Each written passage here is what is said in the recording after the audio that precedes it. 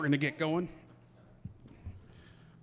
Good evening, everybody. My name's Chris Pia. I'm going to call the Town of Stratford, Monday, February 28th, 2022, WPCA to order at 7:32. First item on the agenda is approval of the minutes from the regularly scheduled meeting of January 24th, 2022. I'll take a motion to approve. Mr. O'Brien on the motion. Do I have a second? A second. Who was that? Is that? Thank you. Second. Discussion. Any discussion on the minutes?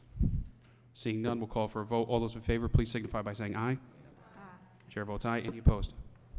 No opposed. Motion passes 9-0. Next item on the agenda is the report of the town engineer, Mr. Casey. Mr. Casey, good evening. If we could start off with your action items, and we'll go through that. Yeah, we have two action items. The first are some change orders for the pump station project. Amy Sawicki's here from Ty and Bond to report. There are 5 changes that we have for the pump station project. We are 90% complete with the construction time. June 1st is what we're looking at, where you guys won't have to listen to me anymore. The first is the generator fuel pump wiring. The existing generator at 2 of the pump stations needed to have some additional conduit and wire that was added to pump into the day tank, and that is at the Short Beach and Oak Bluff pump stations. The second item is at Riders Lane. So, Amy, not to interrupt you, hi. We'll go through one at a time. We'll discuss it, we'll vote on it, and then we'll keep going. Keep it clean. Item 1A, I'll take a motion to approve. Motion to approve item A1, AI. You're 1AI. Motion to approve by Mr. Can. Do I have a second? I have Mr. O'Brien. Any discussion on the item? Seeing none, we'll call for a vote. All those in favor, please signify by saying aye. Aye. Chair votes aye. Any opposed? No opposed. Motion passes 9-0. Amy? Thank you. The second item is for Riders Lane. You have a wet well that has a lot of debris going through it. There's some source measures being taken to try and reduce the amount of debris going through. In the meantime, we'd like to install a rack that will improve the safety during the cleaning of the bar racks and have that height raised up to the floor level for town staff. I'll entertain a motion to approve. Motion to approve. Mr. Can on the motion. Ms. Dancho on the second. Any discussion on the item? Mr. Can? Thank you. Reading down Mr. Casey's report, on the next page at the top, there is a paragraph related to this station, and 2 entities, businesses, if you will, that may be the primary cause of this overaccumulation of stuff. Do we have any regulation or way to, for example, should they be responsible for paying for the maintenance if they're responsible for improperly using? Well, first of all, we're not singling out these 2 companies. We're just simply saying that we met with them to let them know what our policies are and to encourage them to make sure that they are following the regulations and to communicate that to their maintenance staff. Most importantly, that the people that come in every day clean, either for their residence or for their room cleaning, that they know that has to go in the appropriate disposal, which would be solid waste disposal, not in the sewer system. We don't know that any one person or entity is the main cause. We're just trying to communicate. And as I reported before, Tom had sent out letters to everyone in the area. We sent a letter to Shelton. Shelton has, I believe, sent additional communications to their residents. And now we're just trying to target some of those businesses that, we don't suspect that they're doing anything unusual. We just want to make sure that they're aware of what they should be doing. So let's suggest if communication doesn't work and it's possible to identify the source, a single source, is there any, let's call it a penalty that could be Yeah. applied? The sewer ordinance does restrict what can be discharged, a whole host of different contaminants and whatnot that you can't discharge into the sewer system. So if we were, and we will, continue to look for a source that is more problematic than others and try to enforce that, but we would have to find that specific location. Any other discussion on the item? Seeing none, we'll call for a vote. All those in favor, please signify by saying aye. Chair votes aye. Any opposed? No opposed. Motion passes 9-0. Amy? Thank you. The third item is at Short Beach. We were planning on having a painted handrail, but we elected for the longevity of the handrail to keep it anodized. So there's a credit back to the project for this. We'll take money back. I'll entertain a motion to approve. Ms. Dancho, do I have a second? Thank you. Any discussion on the item? Seeing none, we'll call for a vote. All those in favor? Chair votes aye. Any opposed? What's that? No opposed. Motion passes 9-0. Amy? Thank you.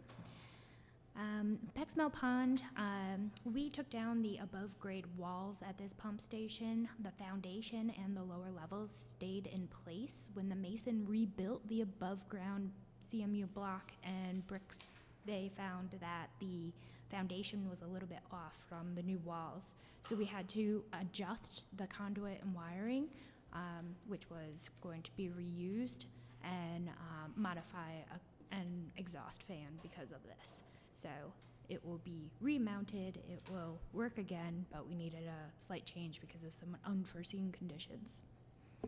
I'll entertain a motion for approval. Motion to approve. Ms. Dancho, do I have a second? Mr. O'Brien, any discussion on the item? Yes, Mr. Chair, a quick Mr. question. Poisson.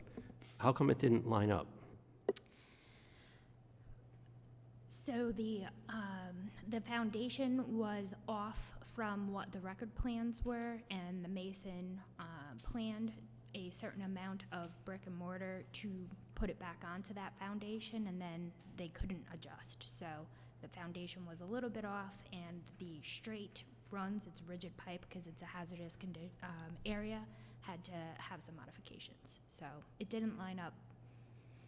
The record drawings were a little bit off, and the mason couldn't make it up with the interstitial space between the blocks and brick. Amy, just a question to that. How old are record drawings? I think they're 1984, 77. 71. Sorry. I'm working on a couple different Understood. stations. Understood. And this wasn't something that people could see when they were on site beforehand? When the bricks came down, the conduit was straight, and when the bricks went back up, it was not able to be seen. So it's just an unforeseen condition. Any other discussion? Seeing none, we'll call for a vote. All those in favor? Chair votes aye. Any opposed? No opposed. Motion passes 9-0. Next item, Amy? Thank you.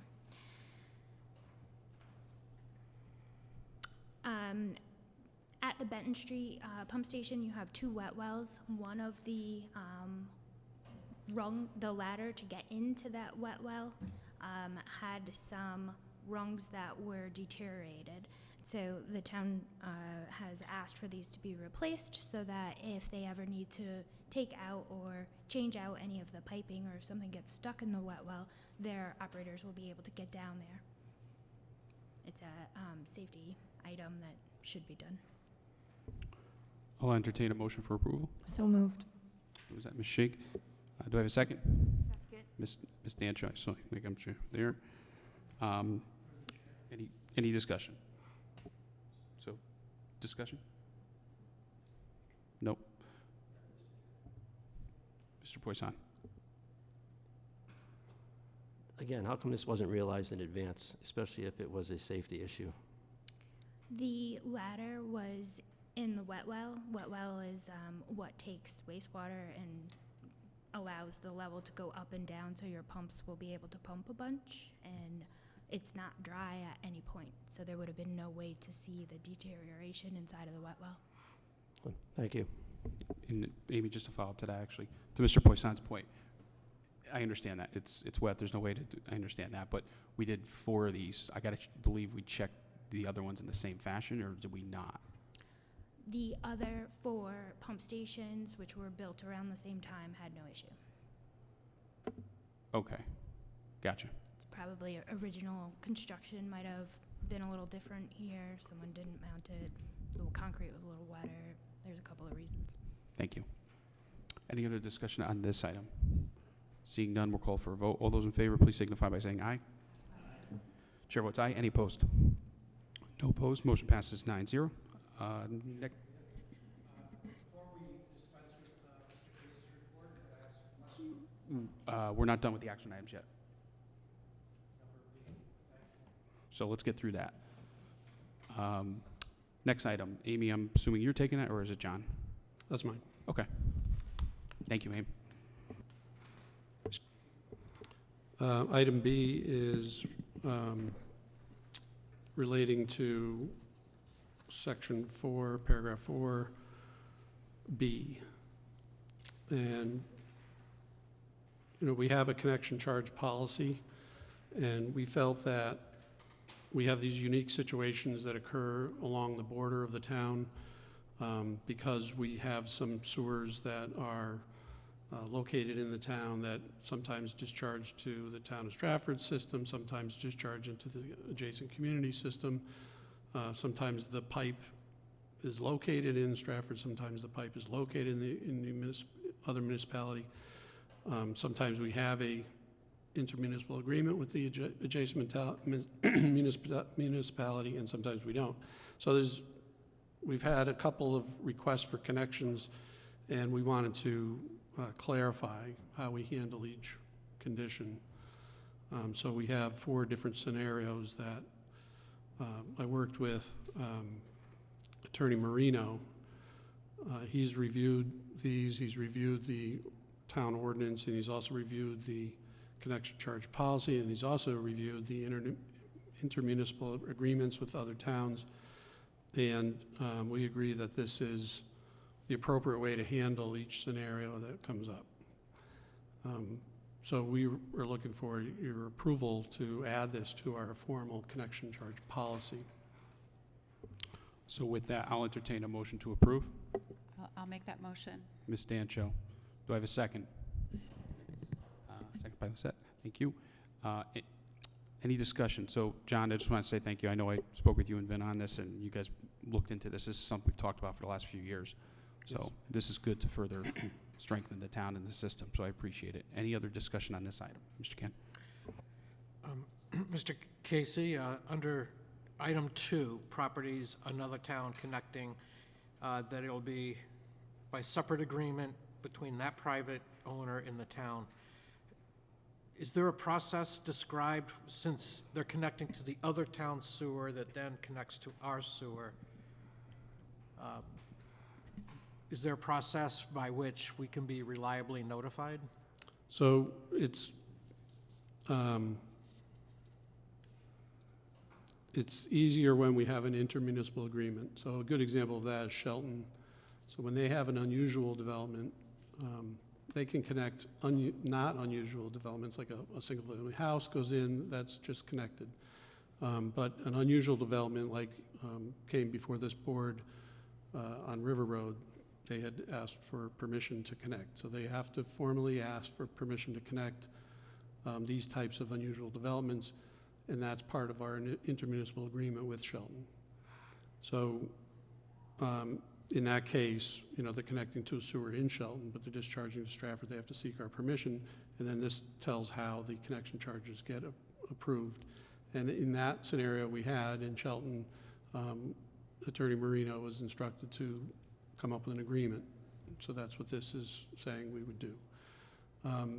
If this, and I think that's the only, that and Bridgeport are the only scenarios where that would happen.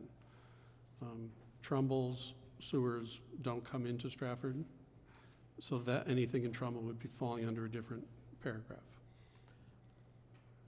So the risk of individual homes, let me just pick a street, Pearl Harbor which is over the Stratford line, it's in Bridgeport, may or may not be connected to Stratford, but if it was, and someone built a new home or expanded a residence, that may not meet the criteria of Bridgeport giving us a call. I'm not that familiar with Bridgeport's intermunicipal agreement as I am with Shelton, but you know, there is a procedure for communication both ways. And we have one that may come here that in Stratford that may drain into Bridgeport, and we'll have to exercise that as well. Thank you. Any other discussion? Mr. Chairman, Ms. Shake. so, Mr. Casey, for a sewer connection request, see the Mohawk Drive Shelton, would that be an example of how this would apply? Yes, exactly. And they did send a letter requesting approval, and that item was referred to Attorney Marino. Thank you. Any other discussion on this item? Seeing none, we'll call for a vote. All those in favor, please signify by saying aye. Aye. Chair votes aye. Any opposed? No opposed. Motion passes 9-0. Mr. Casey, anything else from you? Just to go back to the pump station real quick, we did talk last month about the time extension for the contractor. We weren't sure what that time was, but Amy noted that it was going to be June 1st. I just want to make sure that was clear, that the substantial completion of that job is now June 1st, and the final completion is July 1st. Thank you, sir. Did you have it through? John, go ahead. Mr. Ken. Thank you, Chris. John, the next to last page, you have number 2, sewer projects, item 3, coastal resiliency, the facility perimeter. We have 3 new members. Could you just provide some background, for example, who's GZA, and what's a few sentences to provide some context? This project is to build a perimeter flood wall on top of the existing hurricane dike protection that currently surrounds the wastewater treatment plant at the intersection of Beacon Point Road and Burzay Street. And the original dike was built in 1980, 1979. The Federal Emergency Management Agency has increased their flooding height predictions for that area. And in Hurricane Sandy, you know, there was concern that possibly the water elevation was getting high enough to come over the lowest point of our dike protection. So based on those 2 factors, the town has decided to increase the height of the current protection by installing a wall that would surround the treatment plant. And where the treatment plant needs to be accessed, there would be a flood gate installed at the access points. So the Water Pollution Control Authority interviewed several consultants and selected GZA as the preferred consultant for the design of that project. We do have a grant of $2.7 million from the FEMA, which will partially fund that project, and then the town is committed to fund the balance of that project, which is currently estimated at $10 million. So we're proceeding with the design phase as we speak. And John, I know we have a couple new people. It's a lot of work we've been working on the last few years through your guidance, so I would say definitely follow up with John, and he can definitely bring you up to speed on everything, because there's a lot to it. So, all right, thank you. Mr. Chairman? Mr. Poisson. Just a point of order. I don't see the need for one council person to ask questions that maybe other council people might have. I don't understand the thought process there, and it's not on the agenda or anything about questions. So I just wanted to make that point of order. Noted, sir. We'll move on to Mr. Hyde. Right there. Good evening, Chairman How are you? Pia, board members. We're working directly with action items, which I only have the one, which is under new business, item number 5 on the report. I have a thickened waste activated sludge pump. Number 1 has failed. It is an original equipment manufacturer's item as it's mated to a motor and drive unit, which would be more costly to replace. We'd have to redesign everything. It would become a rather extensive project rather than a replacement of a unit. The OEM's distributor has quoted a replacement unit at $17,625 plus freight and handling. I request the board's approval to take funds for up to $18,100 from the capital outlay contingency account to purchase and replace the pump, thickened waste activated sludge pump. Thank you, Mr. Hyde. I'll entertain a motion to approve Mr. Hyde's request. Mr. Can, do I have a second? By Ms. Dancho. Got Ms. Dancho first. Any discussion on the item? Seeing none, we'll call for a vote. All those in favor, please signify by saying aye. Chair votes aye. Any opposed? No opposed. Motion passes 9-0. Thank you, Mr. Hyde. As always, we appreciate it. Thank you. Mr. O'Brien. Mr. Hyde, can I ask one quick question? Tom, I asked you Go at ahead. the last meeting, what is our current capacity of the waste treatment plant? I forget what you said. I believe it's the $11,400,000. Is that correct, John? Off the top of my head. The effective processing rate. During flood conditions and so forth, we can handle, during hurricanes and so forth, where the I&I takes place, we can run up to 32 million, but the process becomes a partial treatment process. But for operational purposes, $11,400,000. I ask because we're seeing a lot of new commercial and housing developments in town, which is great. So I just want to make sure we can handle it, especially before we accept anything from Shelton. I believe that each of those are being brought to the board here by John and being approved so that we're keeping an eye on that. Thank you all. Mr. Chairman, I have one question. Ms. Shake. Thank you, Mr. O'Brien, for bringing up your question from the last time we met. Just from my understanding, so in the event that we have a hurricane and we reach that max rate that you were just referring to of processing, what's the timeline that it can essentially function at that rate before there's a potential error? Is it 24 hours? I'm just curious, like in the event that we have a level 3 hurricane. Each storm has its own characteristics.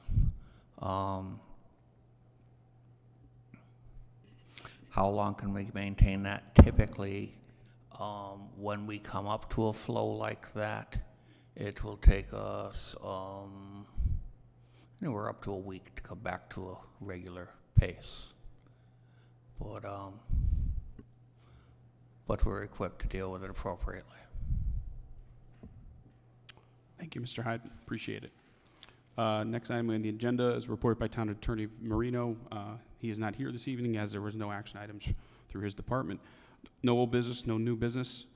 So I will entertain a motion to adjourn. Motion to adjourn. Mr. O'Brien. Do I have a second? I'll second. Ms. Shake. All those in favor, please signify by saying aye. Chair votes aye. Any opposed? No opposed. Motion passes 9-0. Thank you all.